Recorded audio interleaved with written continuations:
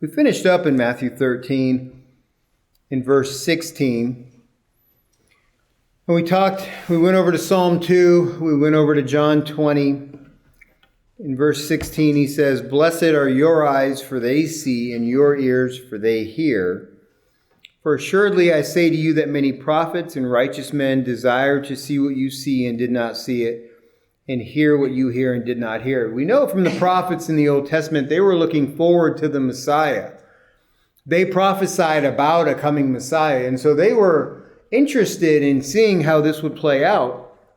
Jesus points this out to his disciples, and he says, there are people, the prophets, righteous men, desired to see what you see. So he wanted to give them a clue as to what was happening. See, God was working in Israel again. From the end of Malachi through the beginning of Matthew, there was a 400-year silence by God in dealing with Israel. Israel had prophet after prophet sent to them constantly throughout the Old Testament. We see that. Isaiah, Jeremiah, Ezekiel, Micah, just over and over and over, God trying to get both nations back. And they just weren't listening. So I think it's great that Jesus equates the hearts of Israel in the Old Testament with the hearts of what he's seeing during his time. And he puts them both together. But yet he says, because of those prophets, they never did turn, but the prophets were interested in seeing what was going to happen. Who is this Messiah who we keep talking about? And so he's cluing them in. Isn't that great for us? And as we study church history, we're going to see this. How many brethren wish they could have seen what we're seeing now? How many brethren in the last 7, 8, 9,000 years would have been interested to see Israel come back as a nation? Because that's a major clue. When Jesus talked about that the leaves turn and you know that figs are coming in Matthew 15, he says that because he's telling people to watch, like be aware of what's happening. Well, Israel coming back as a nation in 1948 is a big, big clue. And so there were people who lived their whole lives and died without seeing that happening, knowing that that's a major part of God's eventual plan. And so there has to be a nation of Israel brought back in 1948 in order for there to be a movement toward a third temple. And so the third temple has to be built in order for the Antichrist to walk into it and proclaim himself to be God. So all of those things have to happen, and yet century after century after century goes by, no Israel. So now we're able to see the things that so many people looked into. I often wondered, and I'll say it this way. I often wondered about people who wondered if in Revelation 11, there's 2 witnesses who are sent to proclaim the message of God. And it says that they die in the streets and the entire world sees their bodies. Can you imagine in the 15th century, 16th, 17th century reading that? Unable to know how that was possible. How is that possible in the 17th century? As you're in a horse and buggy driving around, how is it that you can see, the whole planet can see, even though people thought it was flat, how can the whole planet see these 2 witnesses' bodies laying in the middle of the road? All of a sudden, television comes around. And now maybe we have a clue. How about this? Looks like the 2 witnesses are dead. Right? Now it's even easier. Now we're even seeing it more. We're seeing more and more of the technology catching up with what God has already prophesied is going to be coming. And so there are brethren who I know were excited to see these things that we're seeing. So let's never lose sight of that. That we're in some crazy times, but crazy exciting times to be seeing these things happening. So he's telling the apostles the same thing. He's telling them many prophets, righteous men desire to see what you see. They didn't see it. They desired to hear what you hear and didn't hear it. So while he has them gathered, He's not talking to the masses anymore. There's no indication of, okay, everyone listen up. He's still talking to his disciples. So notice what he says. If he's already told them that it's been given to you to know the mysteries of the kingdom, then the explanation of the story that he told would ideally go to the people that he told that to. Meaning, this select group of followers are now going to be told what the parable of the sower means. So verse 18, therefore, hear the parable of the sower. When anyone hears the word of the kingdom and does not understand it, the wicked one comes and snatches away what was sown in his heart. This is he who receives seed by the wayside. So do you guys remember the part of the parable where it talked about the trampled down path, right? The dirt that's kind of squished down and flat like this. That's what he's saying. That the seed that falls there hears the word of the kingdom. So let's stop and reflect on that. Anyone hears the word of the kingdom. What other message do we have? What other message do we have than to preach Christ crucified and his coming kingdom? That should be the message.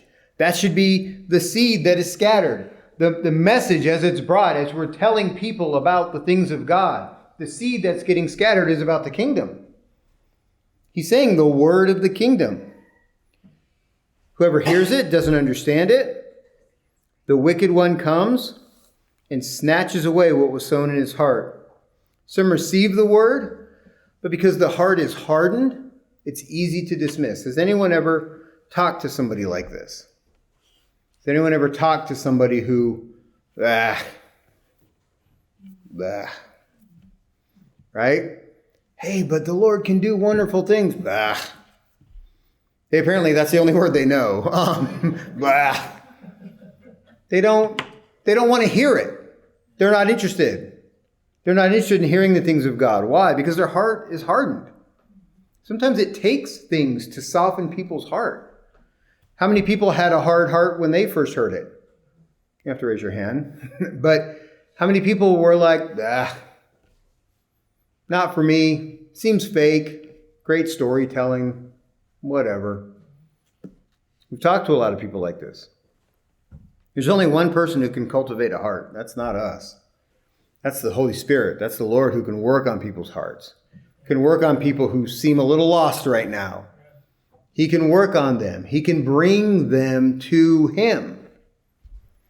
Because we're here. So we know it's possible because we're here.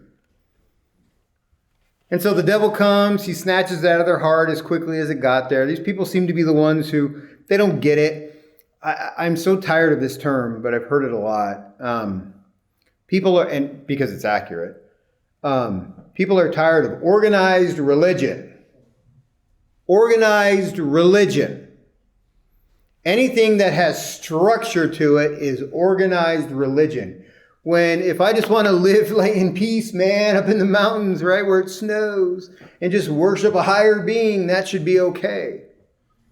The Lord's ecclesia is not organized religion. Ultimately, it talks about a relationship with Jesus Christ and us having that. And so I'm not a fan of the term. I get it. And I get why people get burned by it.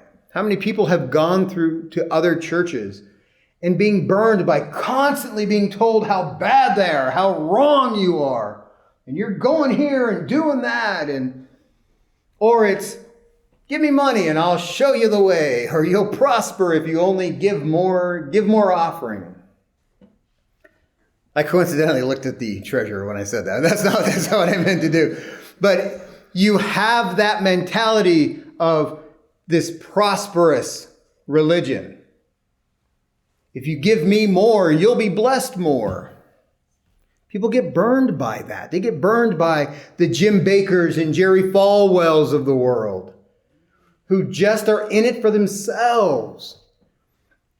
They're not doing what we do, which is pushing one another into a relationship with Jesus Christ and pushing each other into studying these things out. So I hear that a lot.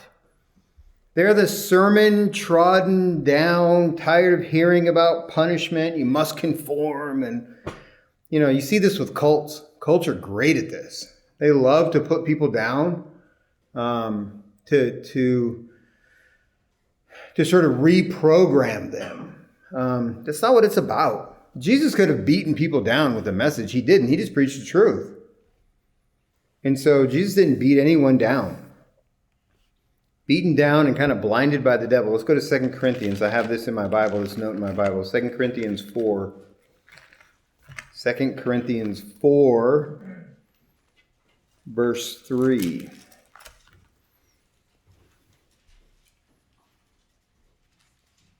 But even if our gospel is veiled, it is veiled to those who are perishing, right? They just don't have the ears to hear. They don't have the eyes to see.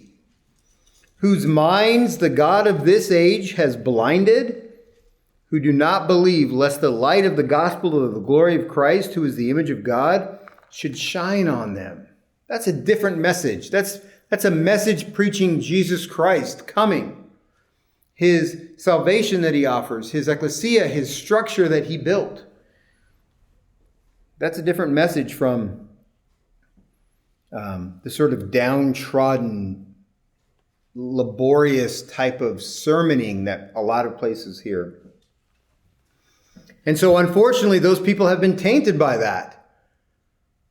You're not coming at people with an open mind. You're coming at people that have a history and a background of being slammed down by religion. It's about religion. It's about saying 10 Hail Marys and 20 Our Fathers. And if you do that, this will happen, but only if you do it this way.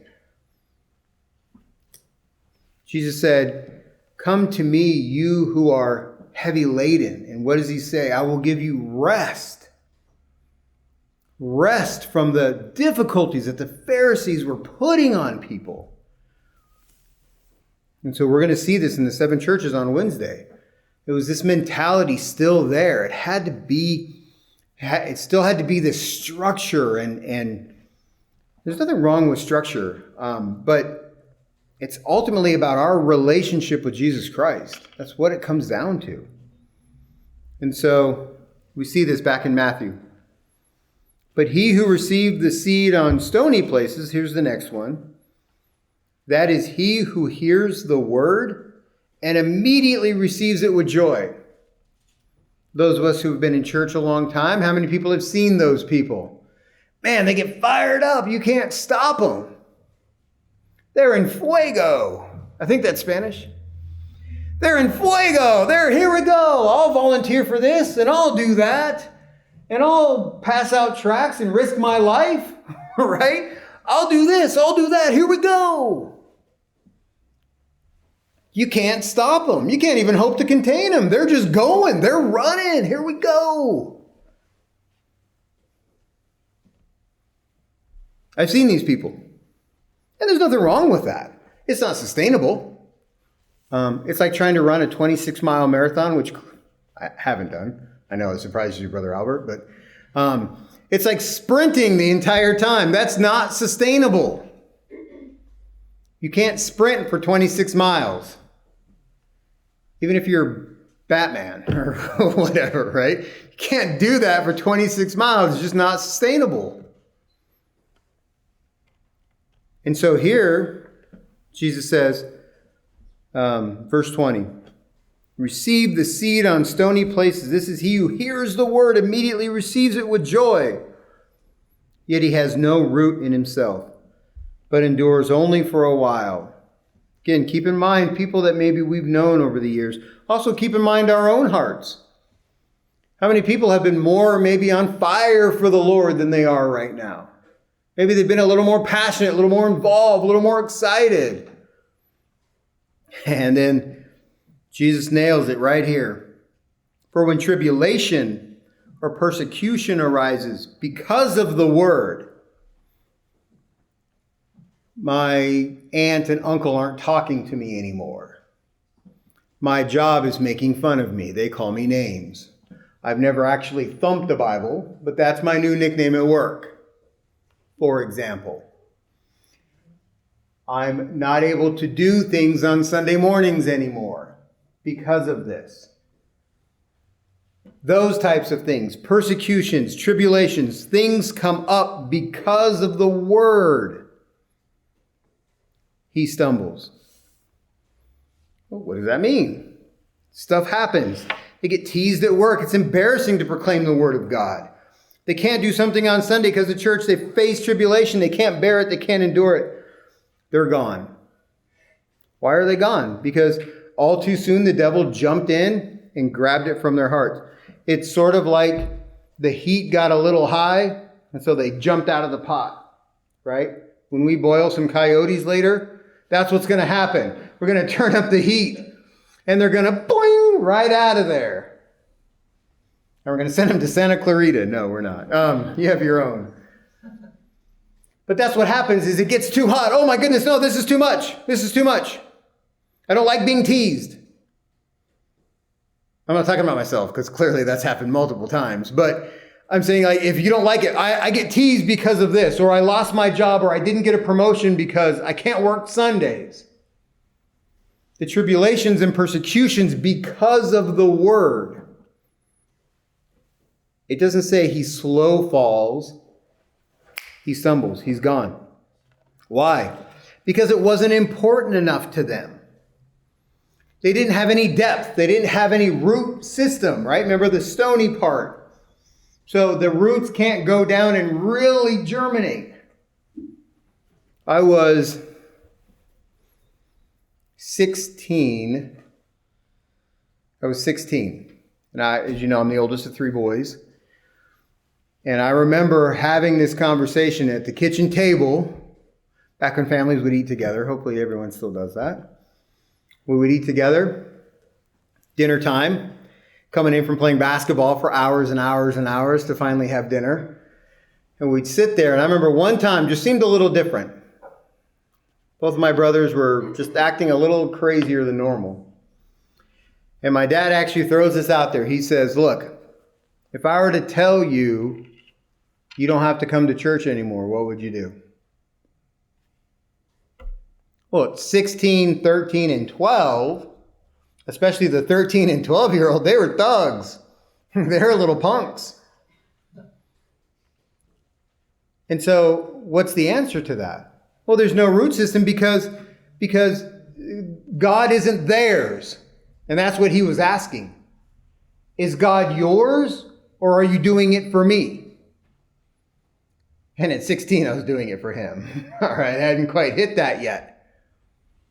But at some point, God has to become ours, so when persecution happens, he's our God. It's our faith. It's our walk. It's our service. It's our reward that's at stake.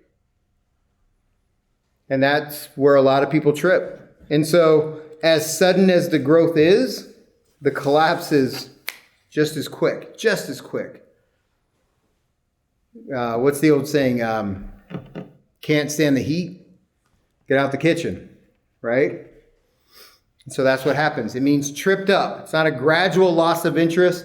It's a collapse under pressure. It's this couch is too heavy and I'm about to drop it if we don't stop, right? It's a collapse of I'm just done because it's too much. Verse 22, now he who received seed among the thorns is he who hears the word, and the cares of this world and the deceitfulness of riches choke the word, and he becomes unfruitful. Now, of all the things that the Lord could have mentioned here, I think it's interesting that he mentions these 2 things. He mentions the cares of the world, which is a large encompassing thing and really customizable to each of us. The cares of the world could mean something different to me as it does to Sister Sonia or Sister Millie.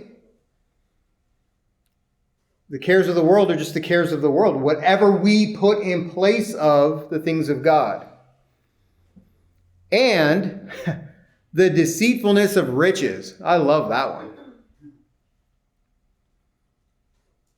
I go back to the question of how many people have been offered a really, really good job. Like a really good job. Years ago, I had a job offer in Lexington, Kentucky. Lexington, Kentucky. A lot of inbreeding, I'm sure, in Lexington, Kentucky. The Lord salvaged us from that, which I'm thankful for, very thankful for. But the idea of we could have everything taken care of, the riches were going to replace the things of God. And so the Lord protected us from that. But it's the deceitfulness of riches. Remember, money isn't the root of all evil. The love of money is the root of all evil. And so the deceitfulness that riches will take care of things is what made the rich young ruler sad. The deceitfulness of riches choke the word and he becomes unfruitful. Again, let's go back to our garden example. We have plants that are planted. We have a garden.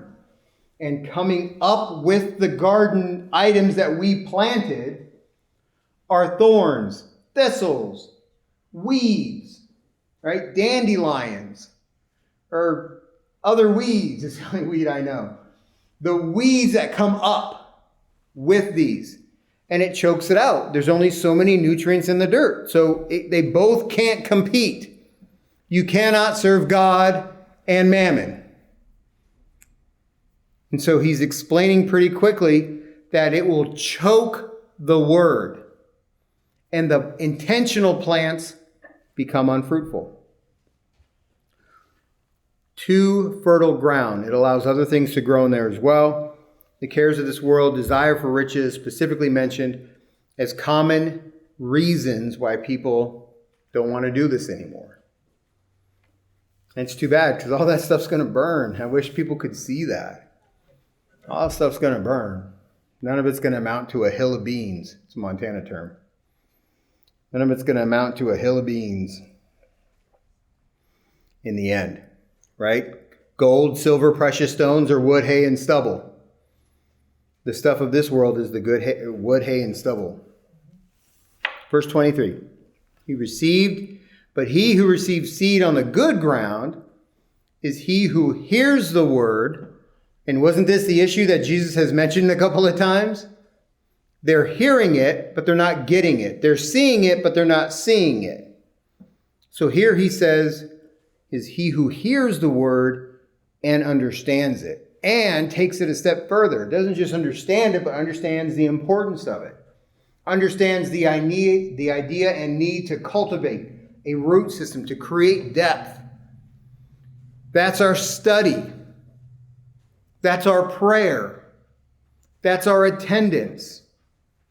That's our interacting with God on a daily basis. That's developing the root system. That's pruning, watering, making the plant viable for fruit. That's what all of that is. It's the doing the things necessary to have fruit. And so these grounds produce results. This ground produces results. They produce the fruit that the sower is looking for. When you plant a garden, you expect corn. You expect broccoli. You expect cauliflower, right? When you plant papayas, you expect papayas. But if other stuff is in the way or there's not good dirt underneath, none of that stuff's going to grow. So how can we expect to grow in the Word if we're not reading the Word? How can we have a strong prayer life and be effective and fervent in our prayer and move the arm of God if we're not praying? How can we share with others the things of God if we're not telling others about the things of God? So that's what all of it comes down to. There's nothing complicated here, guys. It's not complicated. We don't have to make it complicated. Are we praying? Are we witnessing? Are we reading? Are we studying? Those are the things that the overcomers do. And so that's what we see. Because then from that person, verse 23, the person who hears it, understands it, bears fruit. Bears the fruit that you're looking for when you plant a tree or plant a garden or plant a plant. You're expecting fruit. If we plant rose bushes, which I've already been told we're not, you would expect roses. That's the idea. And so praise God for the opportunity that we have to do this.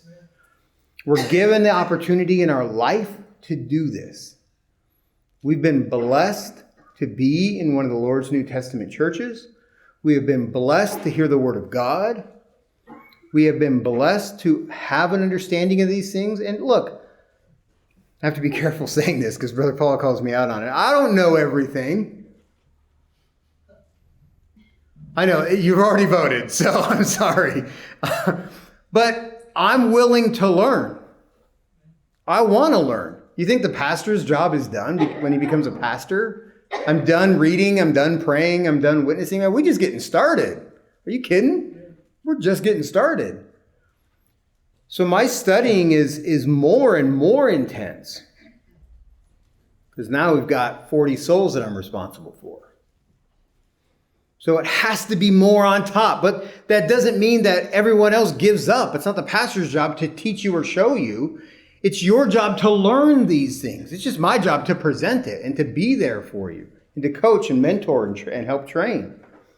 But at the end of the day, you can't say, well, Pastor Philip didn't know what he was talking about, so that's why I'm not going to be inside the city. At the end of the day, it's our responsibility to find these things out. How much are we praying? And be honest with yourselves. Take an assessment. How much are we really praying throughout the day? Are we going days without praying? Are we going days or weeks or months or heaven forbid years without reading our Bible, without studying our Bible? I hope everyone's done a proverb a day since we talked about it. That's great. I love that. But there's 65 other books, and they all contain the plan of God. And so it makes them all very important. What I'm here for is guidance and help. Let me help with that. Let me help you develop a strong prayer life. Let's talk about how to pray, what to pray, when to pray. Let's talk about those things. Let's talk about how to study. I do have a lesson that I'm working on that a pastor in Montana and I are teaming up on about how to study your Bible. Some tools, some best practices, some tips on how to study, what to do, where to look, how to find things. So that'll be something good to bring. Just good reminders of these things. And that's what these are for. I think we've all been through one of these stages in our lives. It happens. No shame. It happens. But at the end of the day, we want to be the good ground. We want to be the ones who are faithful. We want to hear, well done, good and faithful servant. We want to hear, be faithful unto death, and I'll give you a crown of life. We want to hear, I will be his God, and he will be my son. We want to hear those words, and that's what this is. The overcomers are this last, final ground. And so, do we need a big congregation to have fruit? No. There was a pastor, the pastor actually in Oklahoma, said this one time. I actually wrote it in my Bible. He said, even corn can grow in the smallest of fields. And so, do we want more people? Absolutely. But we also want each other to grow as well. There's a lot of churches that have a lot of people, but there's a lot of people that are wrong. And they're not a part of the truth. And so that's great. They have a lot of people. Doesn't mean they're right. There's a huge pro-Palestinian movement right now. Doesn't mean it's right. There's a whole lot of people who believe in no God. What is that? Atheism. Doesn't mean they're right. Mob mentality. Smash and grabbing. Doesn't mean it's right. So the large number of people doesn't equate correctness. I love that term. Sometimes the best of corn can grow in the smallest of fields. And so that's who we are today. But we're also told to go witness. So in addition to practicing at home these things, practice with other people. Talk to other people about the things of God. Talk to them about our witness. Tell them your story. Tell them the story of how you came to find the Lord and how the relationship with Him has altered your life forever. Literally forever. And so let's keep doing that, and the Lord will bless, that's for sure.